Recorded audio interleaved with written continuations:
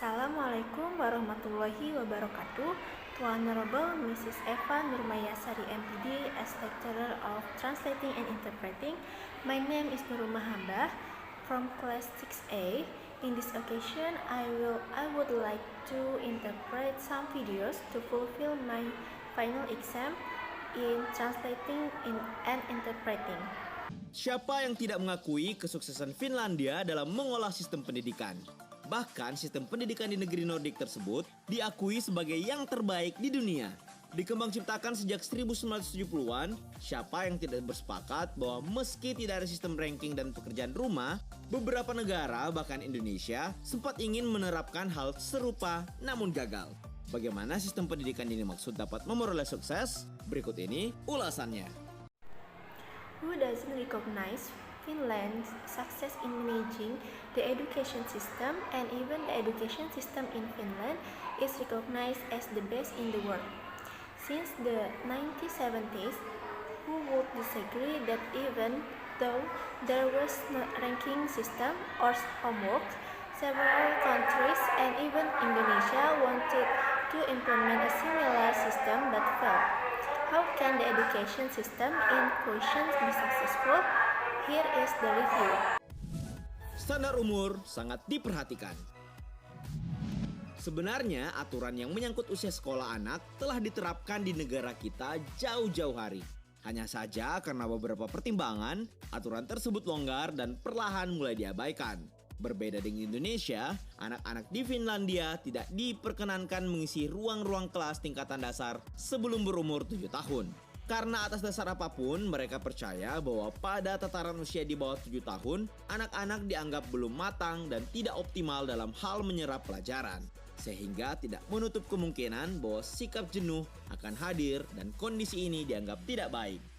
Standardized in Finland, children below 7 years old not allowed to enter school. Previously, Indonesia also has applicating this kind of rules, but now the system is already changing because of one and another. The factors of what creating this rule merely the children of the age 0 to until 7 are giving lack of attention, of focus, and their burden. Tidak ada ujian dan PR. Sebagaimana anak-anak Finlandia tidak dibebankan pekerjaan rumah, kalaupun ada penyelesaiannya tidak begitu sulit. Hal unik lain yang dapat ditemui adalah nilai ujian sebagai indikator kelulusan tidak berlaku di negara tersebut. Tidak sampai mereka memasuki usia remaja. Ya, ujian di Finlandia hanya berlaku sekali, yakni ketika murid berusia 16 tahun. Tidak hanya itu, jam istirahat pun sangat diperhatikan, begitupun dengan waktu bermain.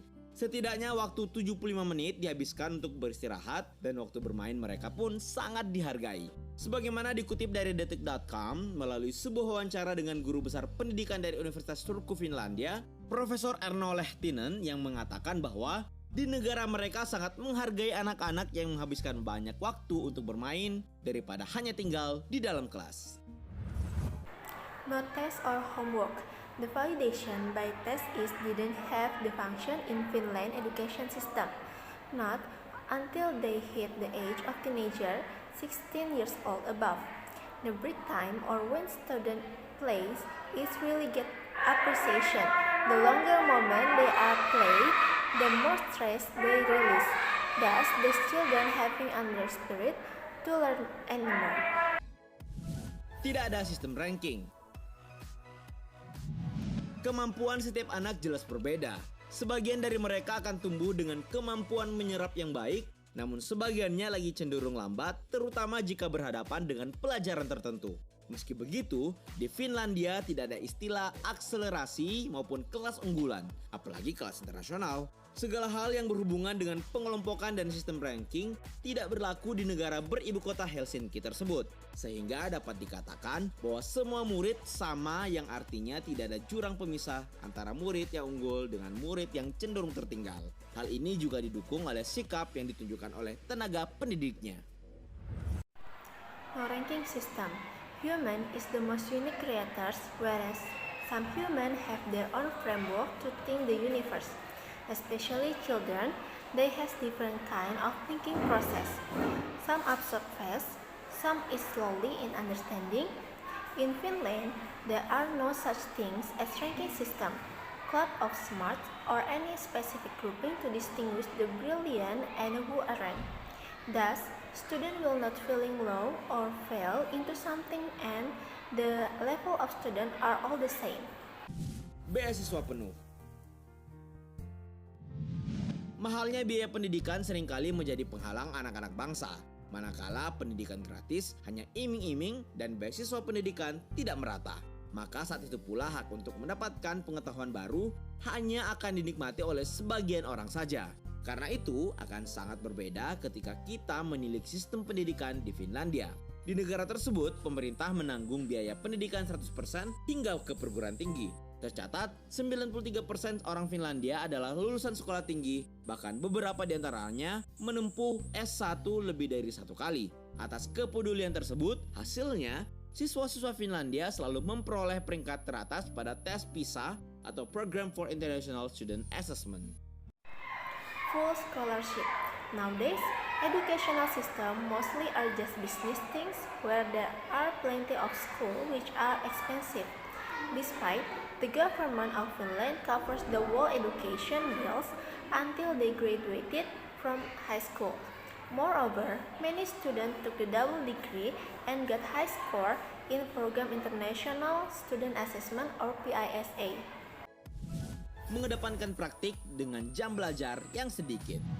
Sejak dulu kita bersepakat bahwa kegiatan belajar di dalam kelas harus pula diimbangi dengan aktivitas luar kelas. Sebagaimana kita meyakini bahwa praktik akan lebih berguna daripada mempelajari teori terus-menerus. Nah, hal inilah yang membuat sistem pendidikan Finlandia terdengar menyenangkan.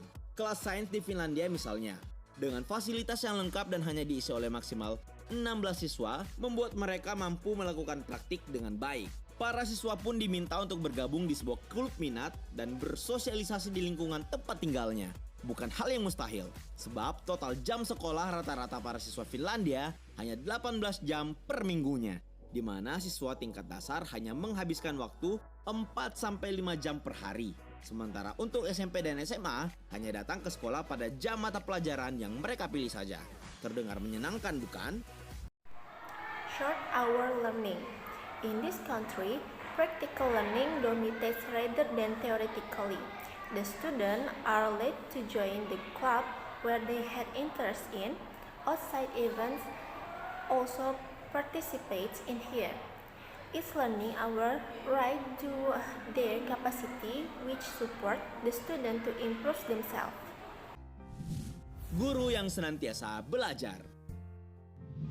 Lahirnya anak didik yang berkualitas tentu tidak terlepas dari peran lingkungan, terutama guru. Di Finlandia, sebagai upaya jangka panjang, guru hanya menghabiskan 4 jam di kelas. Sementara 2 jam dalam seminggu mereka memperoleh pendidikan pengembangan profesi. Nah, selain itu, profesi seorang guru memiliki standar yang cukup tinggi. Setidaknya seorang calon guru harus bergelar master dan semua itu mendapatkan subsidi dari pemerintah. Jadi terbukti bahwa sistem pendidikan yang baik tidak terlepas dari peran pemerintah. Menjadi guru memiliki tanggung jawab yang besar dan tidak main-main di Finlandia. Kalau di Indonesia, kalian sudah tahu kan bagaimana? Teacher self-upgrade. The roles of teachers is inevitable in the succession of learning system. In Finland, teachers only spend 4 hours in class and once a week they had to follow trainings in 2 hours which improves more their competence on this disruption era. The qualification involves whereas the teacher should take the master degree and again it's free provided by the government. Menjadi guru adalah pekerjaan prestisius. Sebagaimana telah dibahas pada poin sebelumnya, menjadi guru di Finlandia tidaklah mudah. Bahkan profesi ini sama prestisiusnya dengan pekerjaan seorang dokter maupun pengacara. Karena itu jangan heran jika 10% guru Finlandia dipilih dari 10 perguruan tinggi ternama dan yang dipilih merupakan lulusan terbaik di universitas masing-masing. Perhatian yang tidak kalah penting adalah bagaimana seorang guru digaji.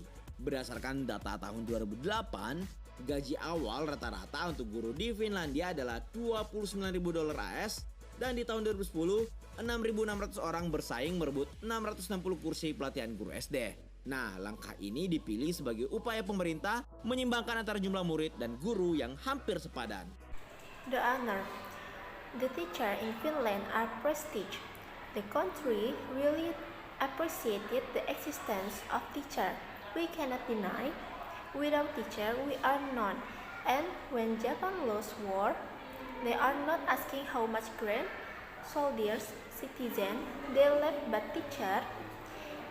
In Finland, teachers are high paid, and the government really philanthropist and its people has respect.